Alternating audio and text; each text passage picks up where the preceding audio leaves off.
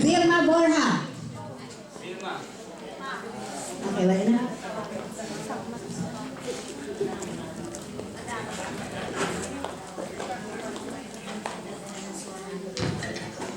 Okay, I, having been elected or appointed to the position of, state your position, do hereby solemnly swear I will fulfill the duties and responsibilities of my office, and I will ensure the unity of our organization. I make this pledge without mental reservation or purpose of evasion. So help me God. Congratulations to you all.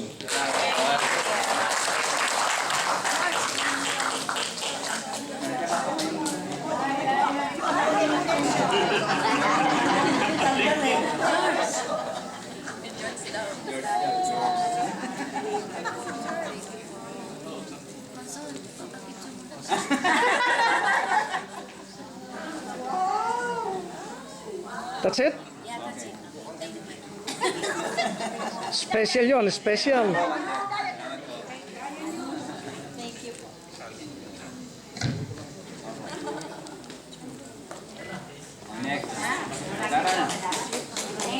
Tungkulin na tinanggap ninyo at sinumpaan. Ngayon po,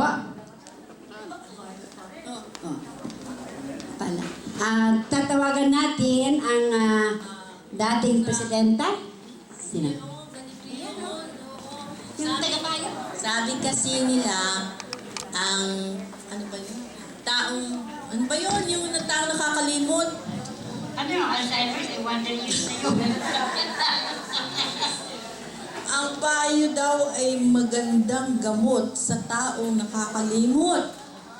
Oo, yun. Kaya kailangan natin ng medyo matanda ng konti sa atin. Hindi ba? Ganun ba? Oo, kaya siya ang... Medyo bata ako, no? Siya ang kasanggang balikat din ng ating si nanay. Okay, the founder. At siya ay si Mama Renny Cabagno.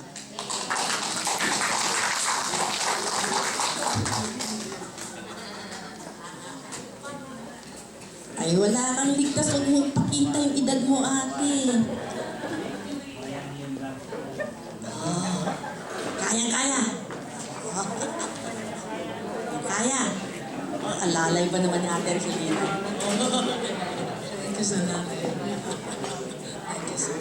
Good afternoon, everyone. Good afternoon. We're very happy to see you. And you are joining us in our 26th anniversary. Thank you so much. We are so happy. We are so proud that you are all here and to join us. Okay. Alam mo, yung ano natin, yung new officers natin, 6 years old na kami, no? Tsaka yung aming founder, si Tita Cora Obao, yun ang talagang nagbibigay sa amin ng mga this and that ng mga advice niya na like you know, sige lang, maski hindi pa nag-asawa, maski binata, at tanggapin natin. Hindi, mga seniors lahat yan eh. O, maski walang anak, o sige, basta hindi lang pinalitan ang pangalan, grandparents pa rin kahit mayroong walang apo. Kaya okay lang sa amin. Kasi, alam mo, cooperative kami lahat eh.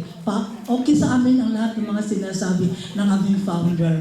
Ngayon, yung mga past niya, ng mga documents niya, mga advice niya, mga kanta niya. She's fond of singing, memoryado pa niya. Our founder. Kaya sinusunod namin ang gusto niya. So, we're very grateful that our new officers for 2015 and 2017, they are all very loyal and very faithful. They are very cooperative. Wala pong sigawan sa amin, walang away sa amin. I praise the Lord na mabait sila lahat. They're very loyal, very cooperative. Ngayon, hindi na kailangan papayuhan sila. Alam na nila yun na. They're all mabait. Thank you to the Lord. Mababait ang mga new officers namin, even the old officers. So, I don't think kailangan pa nilang payo because because they know already. And you know, like first of all, they know na we have to observe our constitution and bylaws. Alam na nila yon. Ngayon, but we told them, huwag kayong mahigpit, huwag kayong istrikta, sabi ng aming founder, na be very understanding, flexible, mga officers, flexible, huwag kayong istrikto. Ngayon, understanding tayo, and then we will always listen to them. Matitanda yan eh. So, like, may meeting, bakit kaunti lang tayo ngayon? Tapos paano? Si ganito, may arthritis. Si ganito, babysitter ng apo. Kaya sabi niya, huwag na tayong sige lang, hindi tayo nakakulong, sige lang. Pero, they are all present pag mayroon kami mga events. Ang mabait nila. They are all present and willing to do whatever we tell them to do. Kaya tuwa po kami. So all they know about, you know, flexibility, consideration, alam ng mga officers yun, consideration, and because they know that love and respect begets love and respect. Cooperation begets cooperation, and yung mga negatives. So the role, they just let it slide down themselves, and they are continuing to be nice and friendly. Maano po sila? Kasi ang mga negatives yung mga complaints, dapat naman dialogue ka agad. That's what they are doing. Dialogue ka agad, magandang usapan. Kaya po, awa ng Diyos, thanks to the Lord, we are very peaceful and very happy. Ganun sila.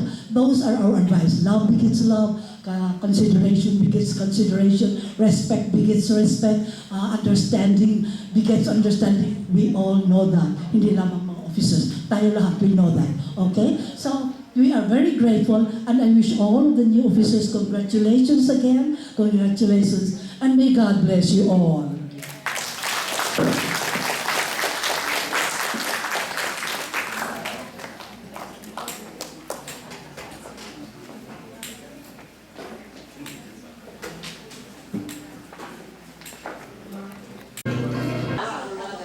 Okay, tatawagan natin sa bulwagan.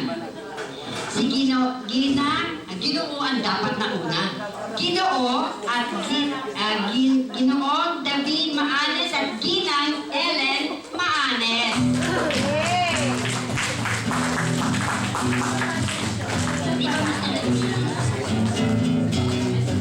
At ang magbibigay ng sintas, talaga naman, ano ba yung sintas? Si Dr. Rufino Crisostomo. At para naman sa corona, kay Lola ay si Ginang Velma Fuentes. Ano ba? Paskos na nagkaroon ng corona ni Ginang Telma Paskos? Sila magbibigay ng corona. Tingnan mo na, palakpakan po.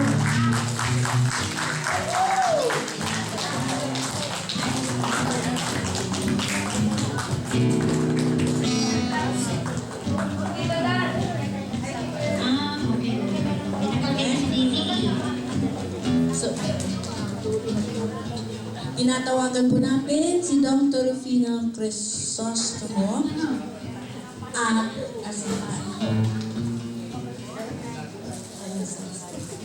nagpaghahanda ng Ginang Telma Fuentes.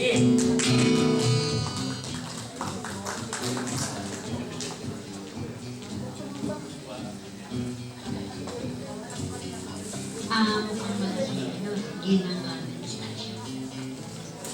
So, natin sila. Para magbigay ng sintas, sas.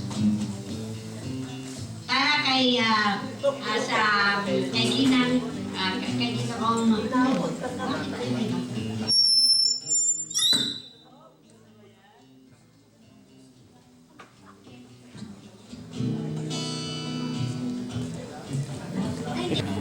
Yung sintas ng lolo at lola ay si Dr. Crisostomo.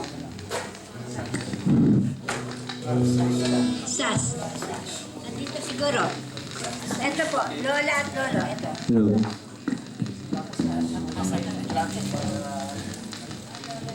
na lang. Ang lolo.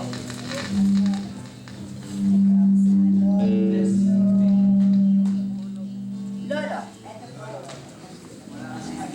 At mas pinit. Ano ba yan? Para sa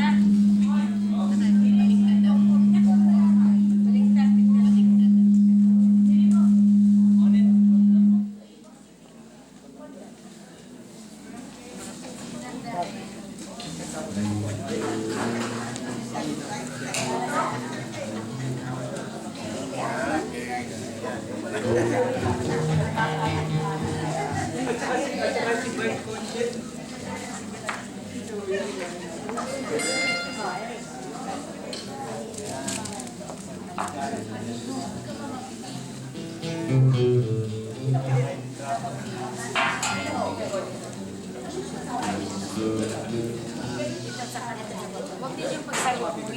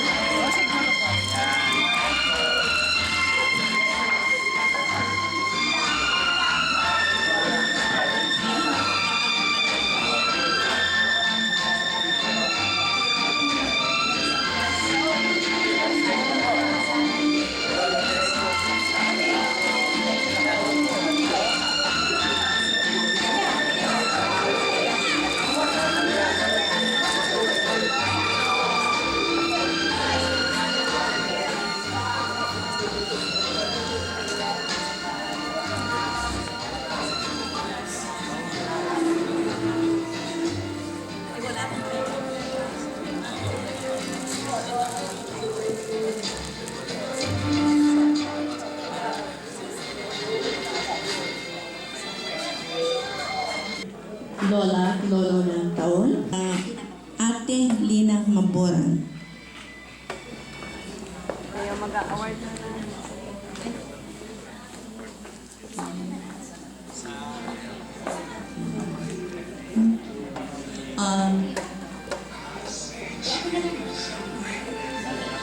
Para sa kasambing tapat ng Pagpa, o the most loyal, tinatawagan po natin si Ginang Nori Argayoso. Isang masagapong palakpakan po para kay Nori.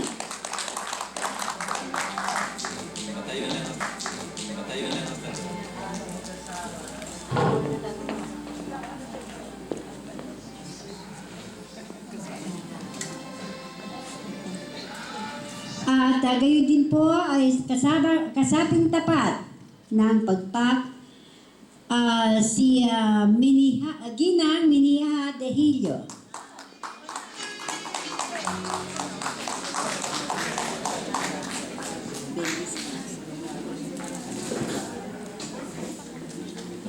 Ginang Garen Bendice. Oh, Bendice, I'm sorry. Bendice. Ginang Nora Mendoza. Ginang Mila Suyosa.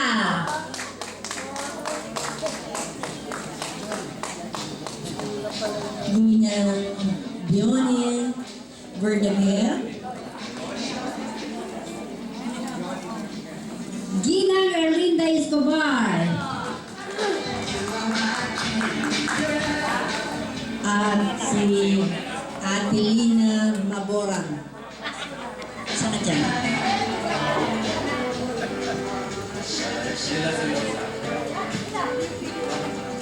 At ngayon po ay tatawagan natin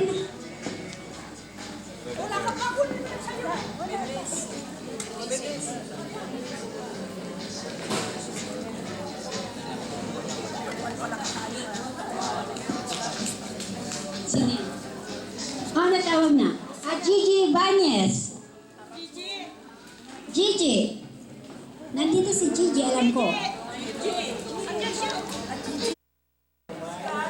At gayon din, tinatawagan natin ang pinakamatanyag, pinakamasipag, at pinakatapat. Most valuable and loyal, 2013 at 2014, si Ginang Tess Gutierrez.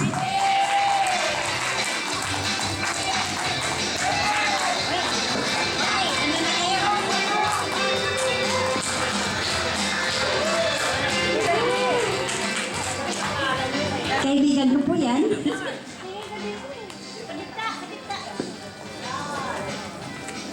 Okay, magmamarcha sila, di ba? Ay, hindi na magmamarcha? Ay, wala na pala silang parada eh. Okay. So, picture na lang, okay.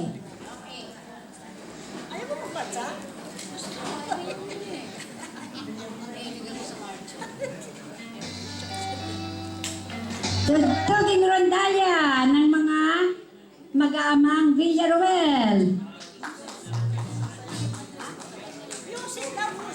Gusto nyo ba ay ano, special request.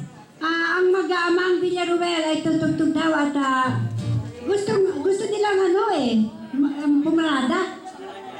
May parangal eh, di syempre. Sige na, Jojo.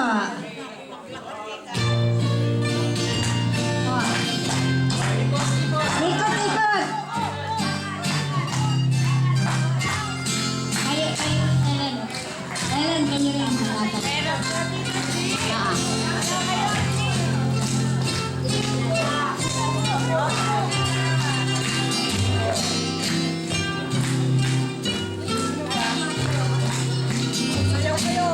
Hi.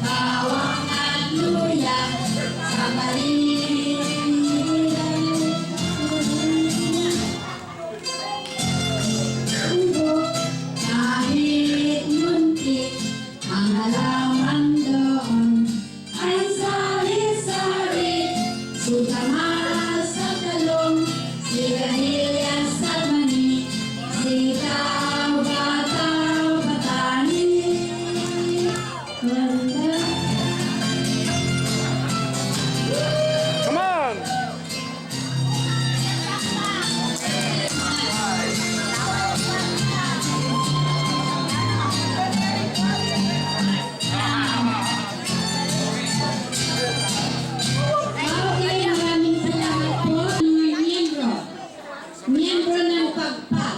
Huwag mo na